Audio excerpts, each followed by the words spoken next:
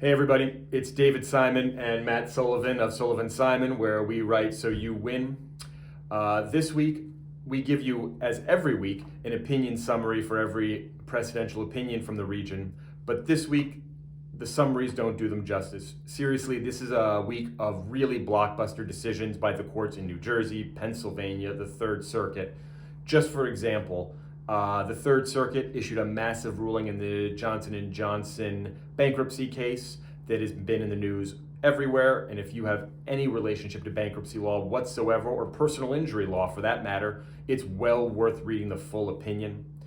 In New Jersey, there was a major motion to suppress case that was based on the Equal Protection Clause and not usual search and seizure issues that I think everybody across the country should be reading and making note of for future motions. And both of those are worth reading in their entirety. Also, the Pennsylvania Superior Court issued a few big-time decisions as well.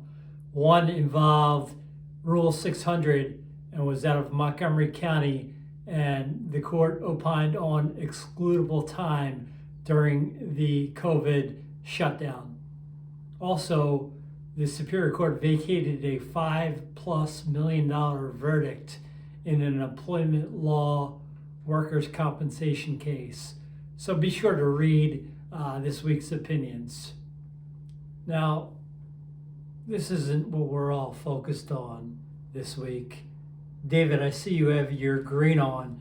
I imagine that's in support of the Philadelphia Eagles' quest to bring home another Super Bowl championship. Well, I mean, I'm a Seahawks fan, but Seahawk, Eagle, they're both birds, so go birds. But in fairness, there's some pretty good Eagles-related cases out there last week, so we thought we'd finish up this video with some updates on former Eagles legal issues with the Eagles. I'll go first, hot off the presses. Out of the Pennsylvania Commonwealth Court from Friday, I believe, former linebacker Emmanuel Acho, is that how you pronounce it? Ocho? I don't know. Emmanuel Acho had a workers' comp claim against the Eagles. He got injured back in 2015. He injured the same thumb twice within a couple weeks, and he was suing to get about 3 years worth of workers' comp from the Eagles. And it's a fascinating read. We all watch the game on the field. We all know the rules of the game on the field, but it's a really fascinating read into what goes on off the field. He was released more or less right after he injured his thumb, re-signed after he went through surgery and did a tiny bit of rehab. He only lasted on the team for about 2 weeks when he was re-signed. Seems like he wasn't able to play given his injury, so he was released. But then the Eagles insisted that he was fully fine and that they shouldn't be responsible for his workers' comp. The workers' compensation judge and the Commonwealth Court disagreed. We'll see if it goes any farther than that, but it's a really interesting read about the inside machinations of the collective bargaining agreement and the NFL.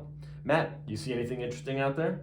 Absolutely. Last week in Philadelphia Common Police Court, the trial began of former safety and all-pro special teamer Chris Maragos, who alleged that Eagles doctors and other doctors cut his career short after a knee injury.